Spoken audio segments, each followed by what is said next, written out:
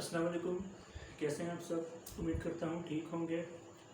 आज हम accounting B Com part 1 financial accounting का चैप्टर बिल ऑफ एक्सचेंज और उसका क्वेश्चन नंबर 23 करने जा रहे हैं। ये क्वेश्चन पेपर के पॉइंट ऑफ व्यू से भी बहुत इंपॉर्टेंट है। पेपर में इसके आने के चांसेस बहुत ज़्यादा होते हैं। और तो चलिए ये क्वेश्चन सॉल्व करते हैं। सबसे पहले मैं ये क्वेश्चन रीड कर देता हूँ। क्वेश्चन नंबर 23 है, ये सुहेल अफजल की बुक है, B Com part 1 accounting. For their mutual accommodation, A draws a bill for rupees 10,000 on B for 3 months. B accepted and returned it to A. The proceeds of the bill are to be shared by A and B in the ratio of 3/5 and 2/5 respectively.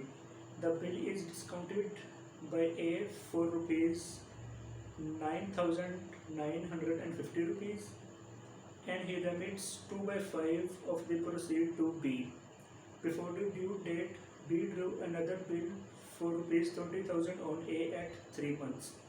With the help of these proceeds, the first bill is met by the B, and the remaining proceeds are shared by A and B in the ratio of 2/5 and 3/5 respectively.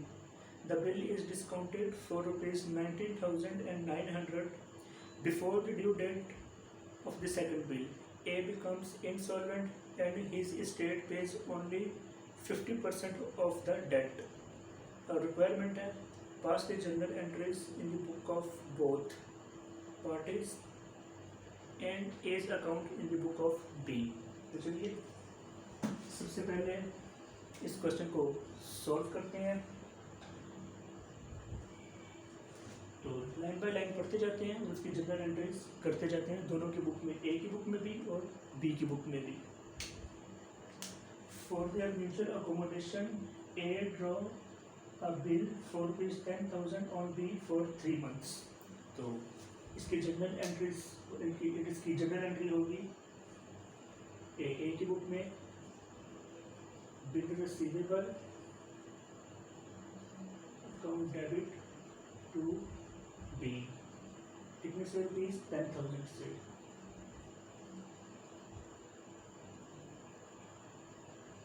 और B की book में इसकी entry होगी A to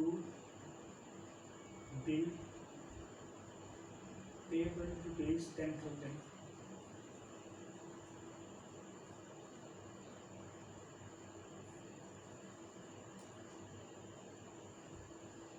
इसके बाद question में पूछ रहा है B accepted and returned it to A. The proceeds of the bill are to be shared by A and B in the ratio of 3/5 and 2/5 respectively. The bill is discounted by A for rupees 9,950. तो इसकी journal entry होगी bank discount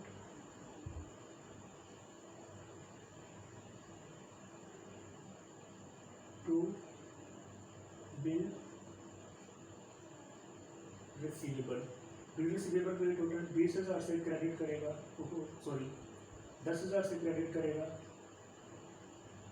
और bank ने इसको कितना पे किया, 9,950। तो इसका सीधा सा मतलब है कि 50 रुपीज़ डिस्काउंट में चला जाएगा।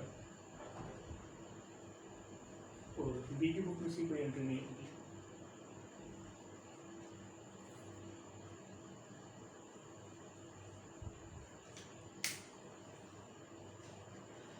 इसके बाद में होता है and he remits 2/5 of the proceed to B। और इसने इस बिल की 2/5 जो अमाउंट है वो बी को सेंड कर दी। तो इसकी 2/5 बनती है रुपीज़ 4,000। तो अभी देखें दोनों की बुक्स में एंट्री क्या होगी। B to cash to discount.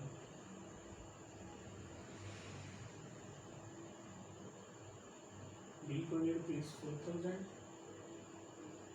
Discount ये गालिबन होगा ₹20 का, और 3,3980 यहाँ बिल्कुल वो डिस्कस को अमाउंट रिसीव करने की एंट्री होगी कैश, डिस्काउंट टू ए,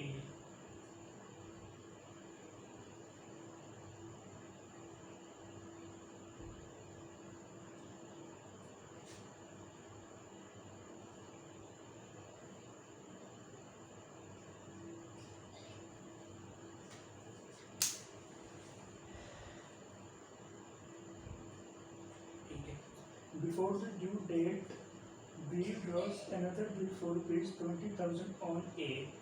अब B ने बिल ड्रॉ किया और A ने उसको एक्सेप्ट किया ₹20,000 से, तो उसकी एंट्री क्या होगी? Bill receivable to A।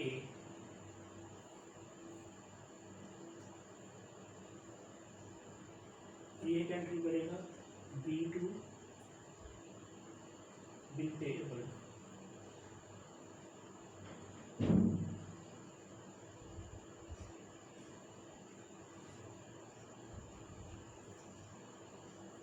ठीक है,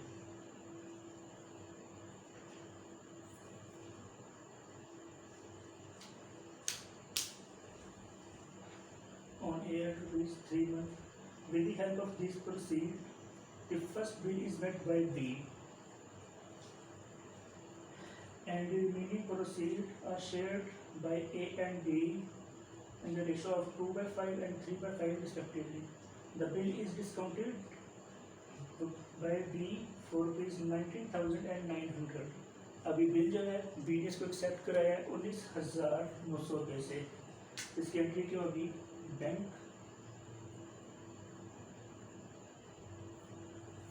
डिस्काउंट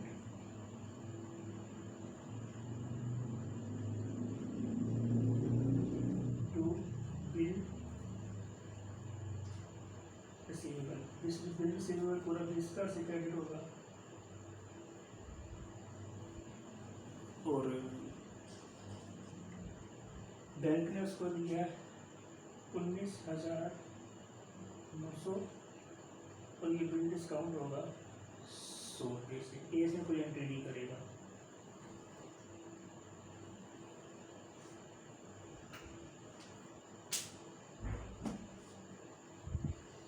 अच्छा, अब आप क्योंकि ये व्हाइट बोर्ड पे जगह कम है, तो मैं आप इसको वीडियो पॉज करके इसको अपने रजिस्टर में किसी कॉपी पे नोट कर लीजिए, और उसके बाद फिर मैं इसको अरेज कर दूंगा और आगे से भी कंटिन्यू करूंगा आगे वाली एंट्रीज।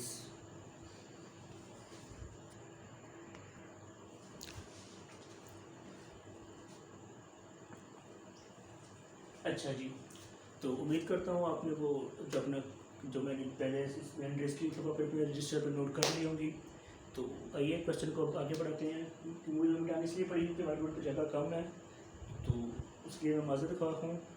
तो चलिए आगे क्वेश्चन को कंटिन्यू करते हैं। अच्छा, अब उसने क्वेश्चन में ये डिमांड किया है कि उसने जो सेकंड बिल जो बी ने डिस्काउंट करवाया उसकी जो अमाउंट ₹19,900 उसको मिली थी, उसमें से उसने पहला बिल उसके ऊपर लाइबिलिटी था ₹10,000 का, वो उसने पे कर दिया। तो उसकी एंट्री क्या होगी? बी करेगा बिल पेएबल टू कैश ₹10,000 से।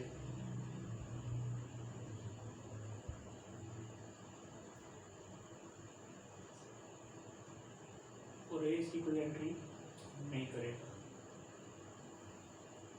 अच्छा, अब इसके बाद उसने कहा द रिमेनिंग अमाउंट, मतलब ₹19,900 में से 10,000 माइनस हुआ, मतलब टोटल अमाउंट उसके पास दूसरे बिल की डिस्काउंट करवा के कितनी आई थी? 19,900, जिसमें से उसने 10,000 का बिल पे कर दिया।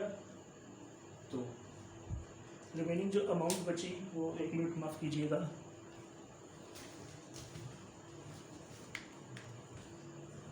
टोटल बिल था उसके पास 19,900, जिसमें से उसने 10,000 माइनस कर दिया, तो पीछे बच गया 9,900 रुपीज़। अब वो कह रहे हैं ये जो अमाउंट है, ये अमाउंट शेयर हुई ए और बी के बीच में,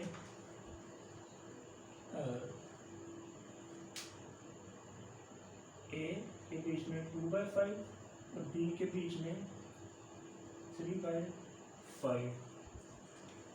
तो अगर हम इस अमाउंट का 2/5 लें जो हमने ए को सेंड करना है, क्योंकि रिमेनिंग अमाउंट ये कि उसकी प्रोसीड शेयर होनी है, ए को 2/5 जानी है और बी के पास 3/5 रहनी है। तो अगर हम इसका 9,900 का 2/5 लें तो ये बनती है अमाउंट 3960। ये जो अमाउंट है ये अब बी ए को रेमिट कर देगा। तो क्या करेगा B to cash to discount. तो वो कैश कितना बी को सेंड करेगा 3960। अब अच्छा माफ कीजिएगा, ये मैं बताने लगा हूँ।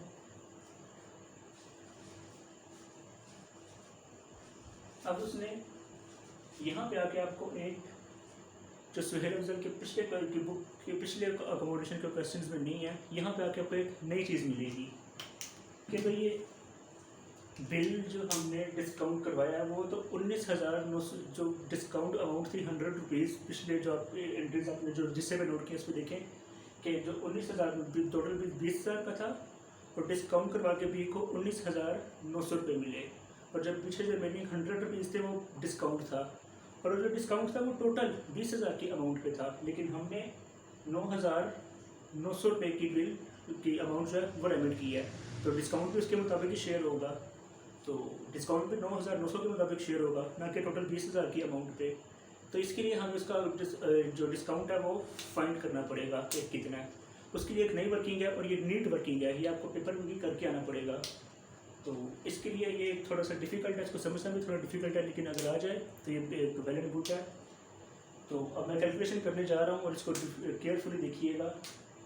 पहला बिल जो दोनों में ए है और बी, पहला बिल जो डिस्काउंट हुआ वो पहला बिल जो था वो था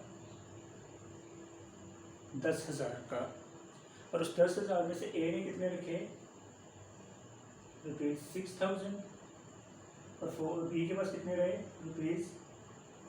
₹4,000। अच्छा, इसको मैंने डिस्काउंट की, इसको मैंने टोटल अमाउंट ली है, क्योंकि इसके हमें पता है कि डिस्काउंट कितना शेयर हुआ है ए को और डिस्काउंट कितना शेयर हुआ है बी को, तो इसलिए हम टोटल अमाउंट ले रहे हैं, ना कि डिस्काउंट की हुई अमाउंट, टोटल बिल की अमाउंट ले रहे हैं।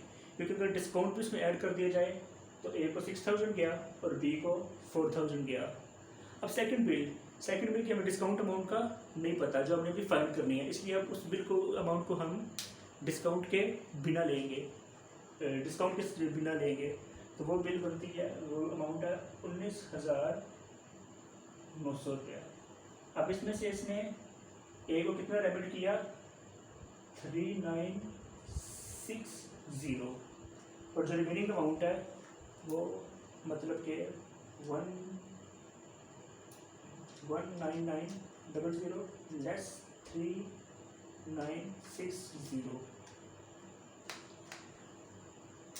रिमेनिंग अमाउंट जो बी के पास रही वो बन जाती है 15940। ठीक है, ये टोटल अगर हम इन दोनों का कर लें तो ये कि ए के पास कितना टोटल अमाउंट रही दोनों बिलों की और बी के पास टोटल कितनी अमाउंट रही दोनों बिलों की, ये बनता है 6,000 प्लस 3960,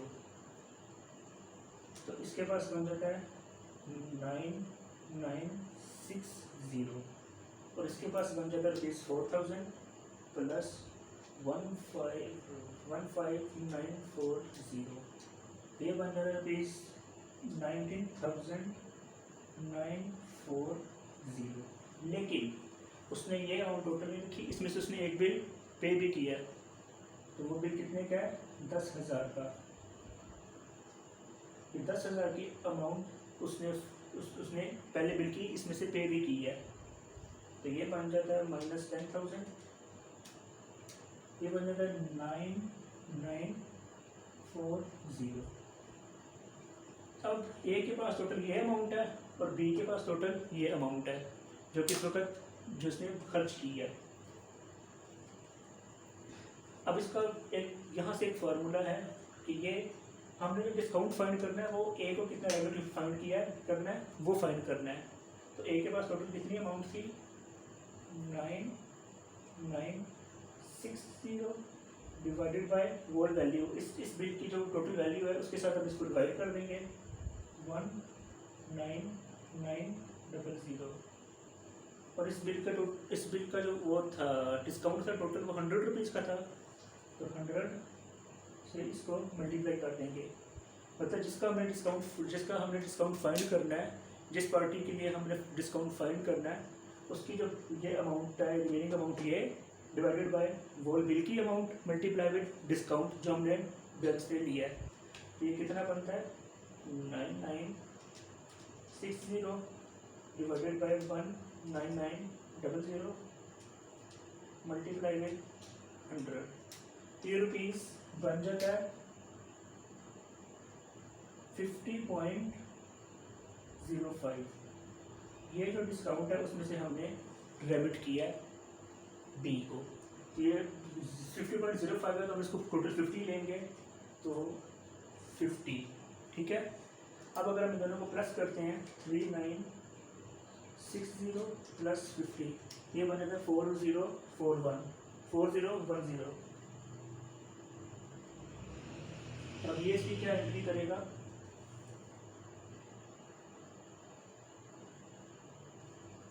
माफ कीजिएगा, ये मैं उल्टा कर दिया हूँ।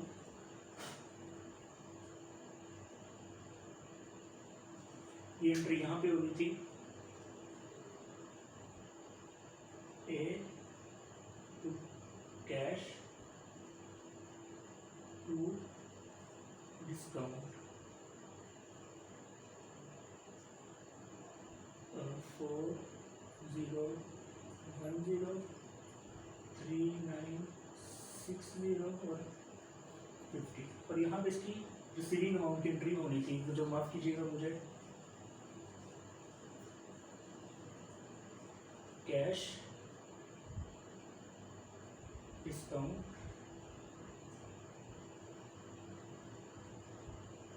टू बी 4010 50 और ये 3960, ठीक है। अब यहाँ तक तो सारी बात क्लियर हो गई, ये भी आपका नेटवर्क है। अब वो आगे क्या डिमांड कर रहा है? अब वो आगे कह रहा है before the due date of the second bill, कि जो सेकंड बिल जो कि ए ने पे करना था उसकी जब ड्यू डेट आने से पहले ही ए इंसॉल्वेंट हो गया। अब अगर ए इंसॉल्वेंट हुआ है तो इसका मतलब वो बिल पे नहीं कर सका, अपनी जो उसकी लाइबिलिटी है वो पे नहीं कर सका, तो उसका बिल जो 20,000 का बिल था जिसकी रिमेनिंग अमाउंट उसको सेंड की है वो बिल अब डिसऑनर होगा। तो डिसऑनर की एंट्री क्या होगी इसकी? तो ये क्योंकि इस बिल का ये ड्रॉई है तो इसकी एंट्री तो रिवर्स हो जाएगी कि bill payable to B rupees 20,000। अब इसकी जो ड्रॉर है इसकी बुक में जो डिसऑनर की एंट्री है वो ज़रा गौर से देखिएगा कि इसने जो बिल है वो बैंक को, इसने तो उससे बिल की जो अमाउंट है वो बैंक से ले ली थी, ठीक है। लेकिन अब जब वो बिल ए ने डिसऑनर कर दिया तो सबसे पहले बैंक ने आके इसके अकाउंट से वो पैसे काट लिए, मतलब इसको बैंक को पैसे देने पड़ गए। तो इसने अब पैसे लेने किससे हैं? ए से, और पैसे देने किसको हैं? बैंक को।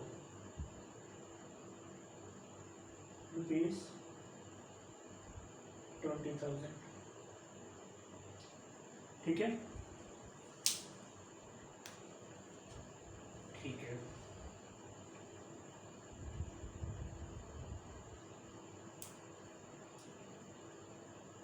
ठीक हो गया।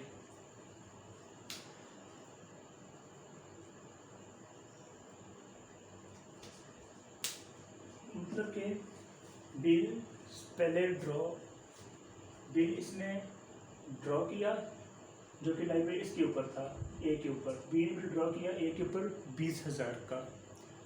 मतलब इसने एक्सेप्ट करके बी को वापस कर दिया। बी ने अपने बैंक से जाके उसकी अमाउंट ले ली डिस्काउंट के साथ। लेकिन जब ड्यू डेट आया तो ए ने उसको ऑनर करने से इनकार कर दिया, वो इंसॉल्वेंट हो गया। तो ए ने सबसे बी ने जो बैंक से अमाउंट ली हुई थी उस बिल की, वो सबसे पहले जब डिसऑनर हुआ तो बैंक ने आके उसके अकाउंट से काट लिया। मतलब अब बी ने लेना किससे है, ए से, और देना किसको है, बैंक को। तो इसलिए डिसऑनर की एंट्री हो जाएगी ए टू बैंक ₹20,000। और इससे आगे वो कहता है एंड हिज स्टेट पे 20% ऑफ हिज डेट्स। मतलब जो भी इसकी पैसा था उसमें 25% जो भी इसने अमाउंट उससे भी लेनी थी, बी ने ए से जो भी अमाउंट लेनी थी उसका सिर्फ 25% उससे ले सका। लेकिन अब अमाउंट क्या है जो लेनी है वो अब हम फाइंड करेंगे। और ये भी आप अपने वीडियो को पॉज करके अपने रजिस्टर पे नोट कर लें, क्योंकि मैं मिटाने जा रहा हूँ, जगह कम है।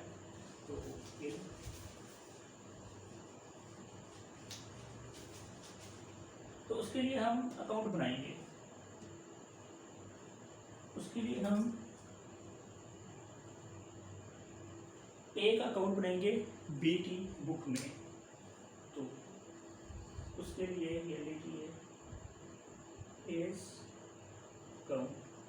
और इसके लिए आप अपना जो रजिस्टर है जिससे आपने इसकी पहली एंट्रियाँ जो रिकॉर्ड की थी वो महफूज की हैं वो खोल लीजिए, क्योंकि वहाँ से अब हम देख के बी का अकाउंट बनाने जा रहे हैं। तो एक अकाउंट बनाने जा रहे हैं बी की बुक में।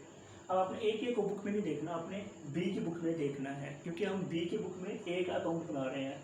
यहाँ हमने ऊपर ए से अकाउंट लिखा है, तो यहाँ पे हम बी की बुक में देखेंगे। तो सबसे पहले बी है, ये डेबिट साइड और ये क्रेडिट साइड है। तो सबसे पहले बी हो रहा है डेबिट, किसकी वजह से, बिल पेएबल की वजह से, कितने से, ₹10,000 से।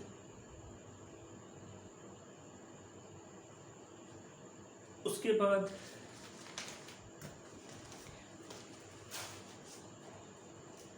बाद दूसरी एंट्री उसने की नहीं। तीसरी एंट्री में भी ए क्रेडिट हो रहा है, किसकी वजह से, कैश और डिस्काउंट। कितने से, कैश की वजह से 3980 और डिस्काउंट की वजह से 20। उसके बाद तीसरी इस एंट्री में फिर क्रेडिट हो रहा है, कितने से, बिल रिसीवेबल की वजह से 20,000। उसके बाद उसकी अगली एंट्री में एक कुछ भी नहीं है, उससे अगली एंट्री में भी एक का नहीं है, उससे अगली एंट्री में एक डेबिट हो रहा है कैश और डिस्काउंट की वजह से, और ये हो रहा है कैश की वजह से 3960 और 50। और ये एंट्री ये वाली है जिसके हमने ये लिखी है। और उससे अगली एंट्री में एक फिर क्रेडिट हो रहा है बैंक की वजह से, कितने से, 20,000 से। तो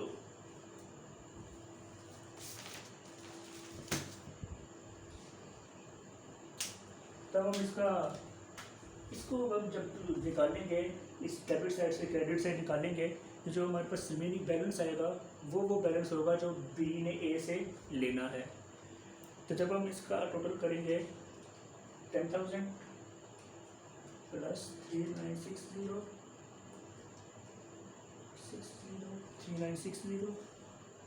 प्लस 50 प्लस 20,000।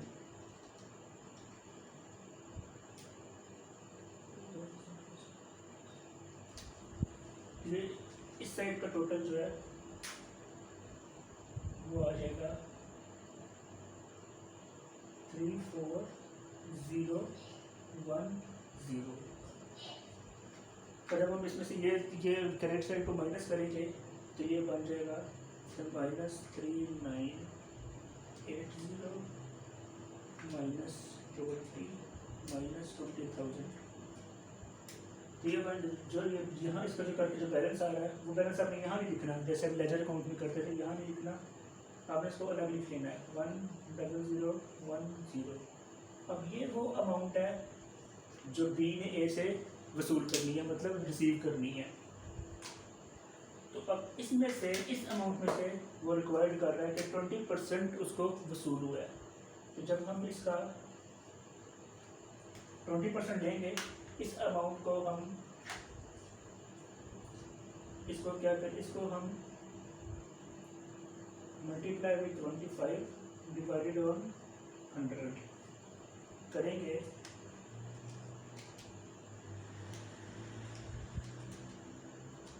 तो ये अमाउंट आ जाएगी 2502.5।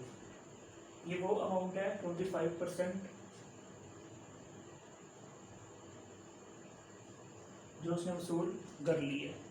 पर अब हम इसमें से अगर ये अमाउंट माइनस करते हैं 10010 माइनस 2502.5 तो ये अमाउंट बन जाती है 7507.5। अब ये वो अमाउंट है जो रिसीव नहीं हुई, और ये वो 25% अमाउंट है जो उसने कहा है क्वेश्चन में जो रिसीव हो गई है। तो अब हम यहाँ पे एंट्री क्या करेंगे, cash to bad dates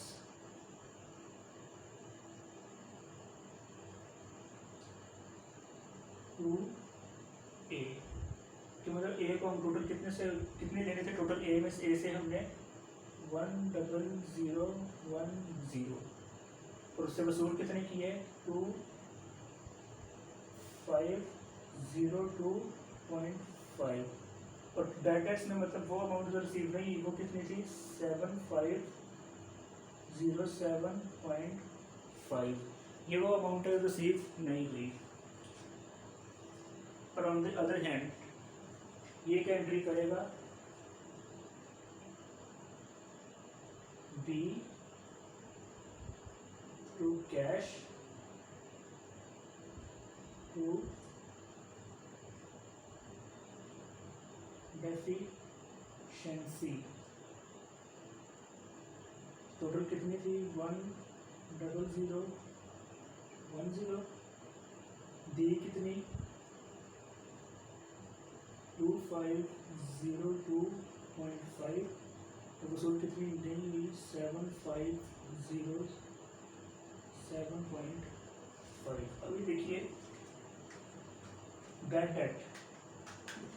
date एक ऐसा कर्जा होता है, ये कर्जे का वो हिस्सा होता है जो वसूल नहीं होता या जो रिसीवेबल होता है लेकिन वो रिसीव नहीं हम कर सकते। मतलब कि हमने किसी को उधार चीज़ें बेची हैं, बेची हैं 10,000 की, तो उसमें वो 10,000 में से 3,000 दे देता है और 3,000 हम 7,000 बाकी हम वसूल नहीं कर सकते। तो जो 7,000 का पोर्शन है वो हमारे लिए बैड डेट होगा, क्योंकि हमारा एक्सपेंस है और एक्सपेंस हमेशा डेबिट होता है। देखिए बैड डेट यहाँ डेबिट हो रहा है। ऑन द अदर हैंड जो दूसरा पर्सन है जिसने पैसे देने हैं उसने 10,000 देना था, लेकिन उससे 10,000 में उसने 3,000 सिर्फ पे किया है, बाकी जो 7,000 उसने पे नहीं किया। तो हमारे लिए वो बैड डेट्स और उसके लिए वो डेफिशिएंसी बन जाएगी। और डेफिशिएंसी उसकी इनकम है, और इनकम देखिए हमेशा क्रेडिट होती है, तो यहाँ डेफिशिएंसी क्रेडिट होती है। तो यहाँ पे हम एक लास्ट चेंज करेंगे, ये जो एंट्री है इसको भी हम अपने इस ए के अकाउंट में ले आएंगे। तो ए यहाँ पे क्रेडिट हो रहा है, इसकी वजह से कैश और बैड डेट्स की वजह से, कितने से कैश की वजह से कितना 2502.5 और बेटर सी किसकी वजह से 7507.5। तो होप सो जब हम इसका टोटल करेंगे तो दोनों साइडें इक्वल हो जाएंगी। तो ये क्वेश्चन था जी, क्वेश्चन नंबर 23 सुहेल अफजल की book B Com part 1 bill of exchange. और ये क्वेश्चन पेपर की पॉइंट ऑफ व्यू से बहुत इंपॉर्टेंट है, बहुत बार आ चुका है पेपर में। और माफ़ कीजिएगा अगर मेरे से कोई गलती हुई है क्वेश्चन में, मेरे बोलने का अंदाज़ थोड़ा सा मुख्तलिफ हो, या क्योंकि मेरी यूट्यूब पर पहली वीडियो है, तो जैसे जैसे आगे एक्सपीरियंस होता जाएगा मेरी बोलने का अंदाज़ भी क्लियर होता जाएगा और थोड़ी राइटिंग भी इम्प्रूव होती जाएगी, थोड़ी जो गलतियाँ वो भी इम्प्रूव होती जाएंगी। तो उम्मीद करता हूँ सब ठीक होंगे। अल्लाह हाफिज़।